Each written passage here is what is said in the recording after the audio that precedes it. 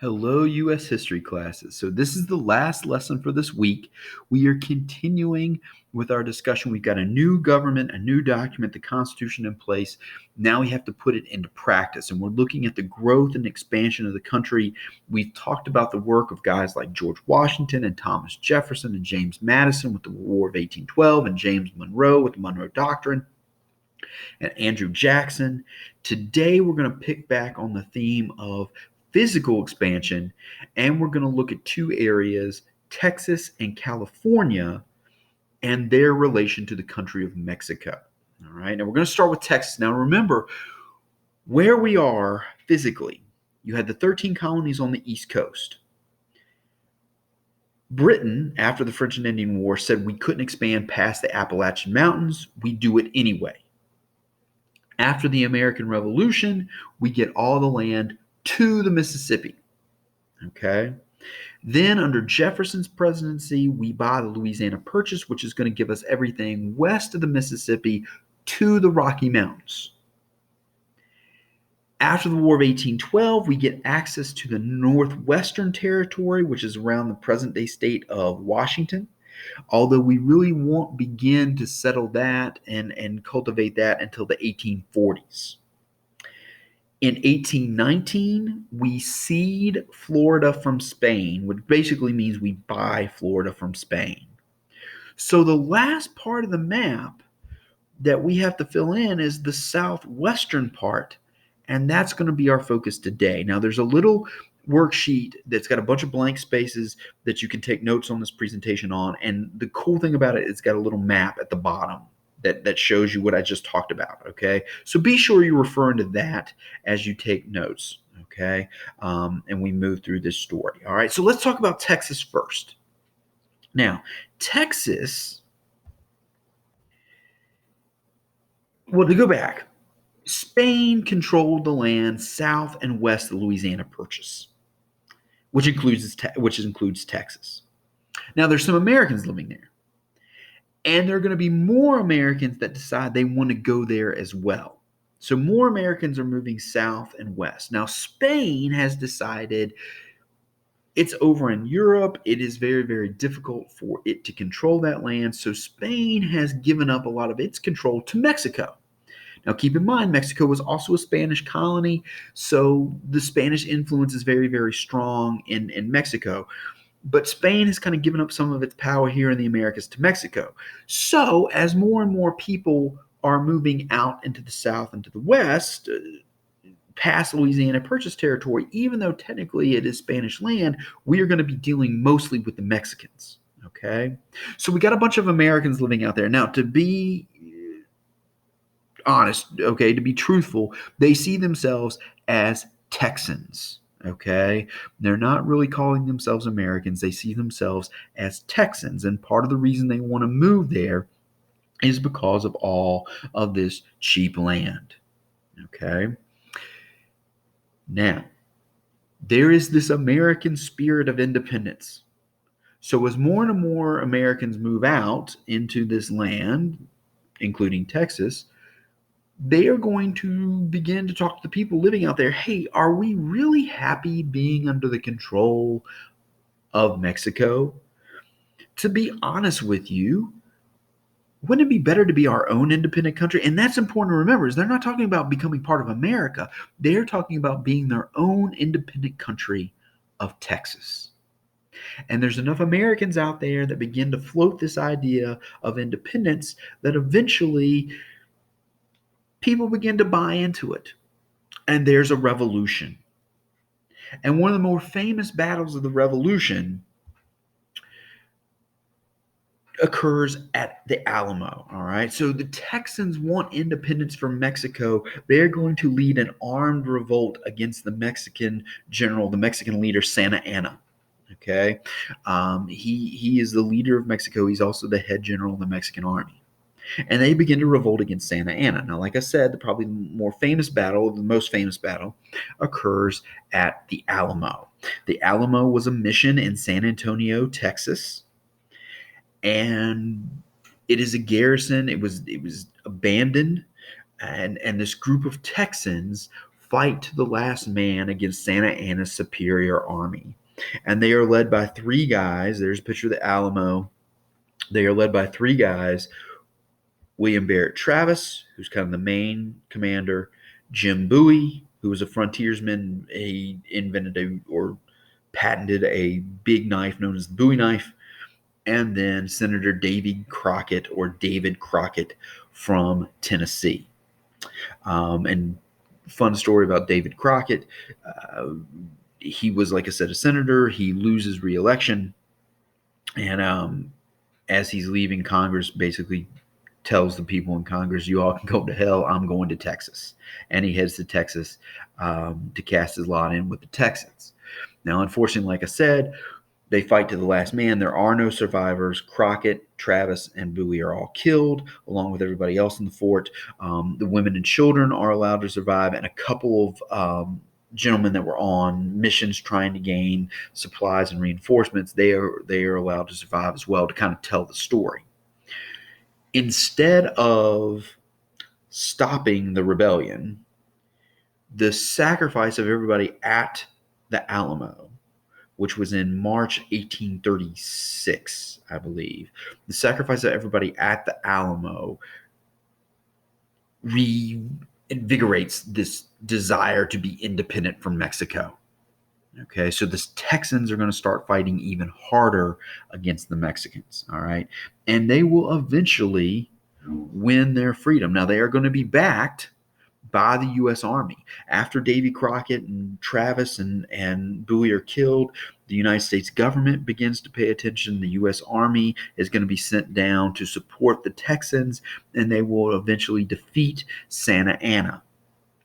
Texas will become its own independent country for a while. That's the Texas flag behind the picture there in the background. By the way, this is Santa Anna. Okay, this is General Lopez de Santa Anna. This is the Texas flag. You see that one star in it. Texas was known as the Lone Star Republic. It was its own independent country. It will eventually get added to the United States in 1845, and because it is in the southern part of the country, it will come in as a slave state, which will give the South a slight majority in Congress at a time when we're really trying to keep the balance between the slave states and the free states in Congress. So more on the state of Texas later on and what that means to the country when we start working out compromises and stuff like that between free states and slave states. But Texas is going to end up becoming part of the Union in 1845. Okay, so real brief summary here. All right, Mexico owned territory south and west of Louisiana Purchase territory. They were given that territory by Spain. There are Americans living in there. The Americans have decided they want to be independent, okay, particularly in the country, or particularly in the territory that is known as Texas. They want to be independent. They declare their independence from Mexico. There is a war, okay. Mexico, led by Santa Anna, attacks the Texans. Early on, they are continually winning battles. Probably the most famous battle is the Battle of the Alamo, where a band of Texans fights to the last man, but is completely wiped out by Santa Anna and his army. That reinvigorates the cause for independence. And with the help of the U.S. Army, the Texans eventually defeat Santa Anna. And in 1845, Texas will come into the Union as a slave state. So, real brief summary, that's Texas. Now, since we are out there, since the United States is out there helping Texas, we've noticed, oh, look, there's all this other territory that Mexico owns past Texas. And if Texas wants to be free and independent, that's fine. But you know what? Nobody's talking about this territory out there. And since we're already here, let's go after that. So even though the fighting in Texas is over, we are still going to be fighting Mexico in the Mexican-American War. But now we're going to be fighting over California, okay, in the 1840s, right? Now, we talked about this before. In war, one of the quickest ways to win the war is to go after the capital city. So while we're fighting over California, some of the fighting is going to be in that territory, but we're actually going to move into Mexico and focus our attack on Mexico City. Santa Anna, in order to protect the capital, gives us California. He says, look, okay, you guys have come far enough. I want to protect Mexico City. Here, take California. And we say, great, except now we want it all. Okay, we just don't want California anymore. We want everything in between. California, everything in between California and Texas. We want it. Okay, so we're going to keep going. Eventually, we do defeat Santa Anna. And Santa Anna has to sign the Treaty of Guadalupe Hidalgo. Okay, 1848, the war is over, and America is going to get lots and lots of land. That treaty, like I said, is the Treaty of Guadalupe Hidalgo.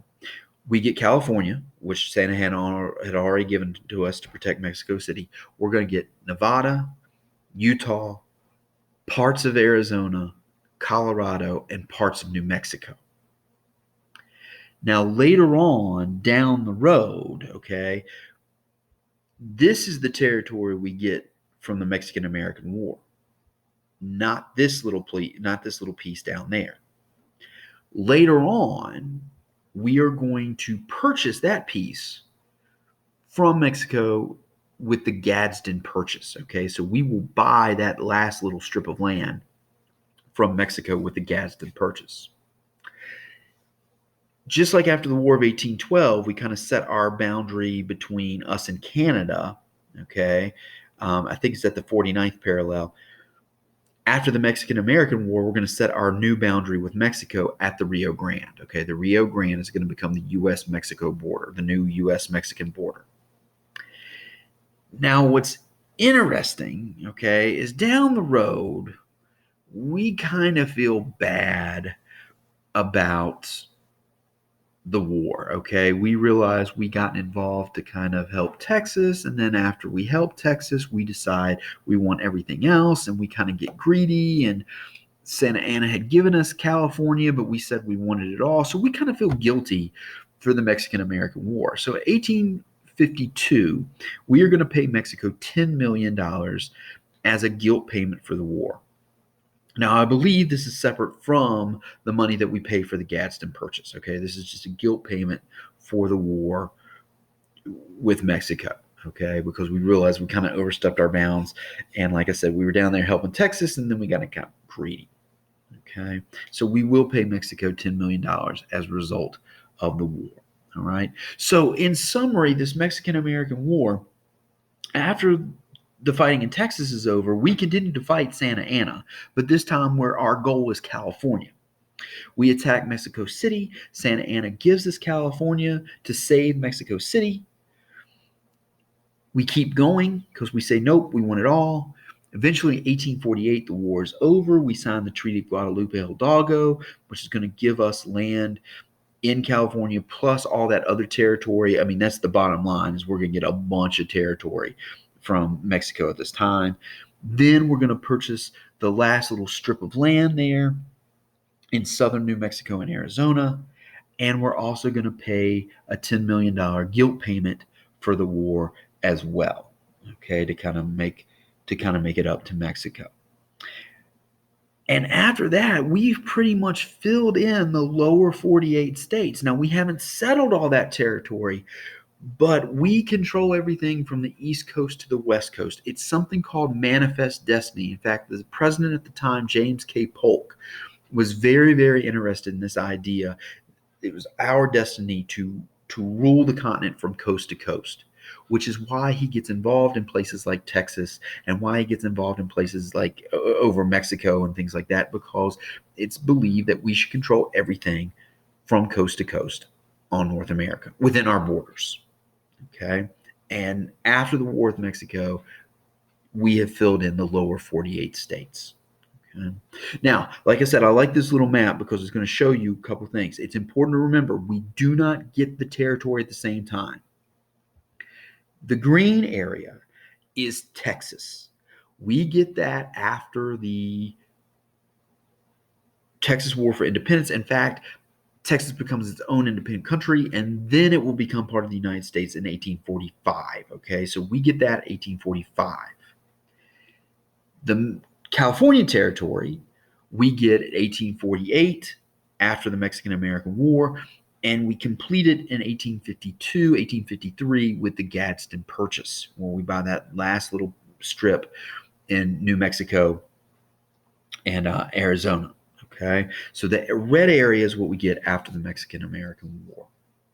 Now that's the last lesson for this week. We filled in the lower 48 states. Next week, we're going to pick up, once again, we're going to be looking at what is happening in the country, this growth and this expansion.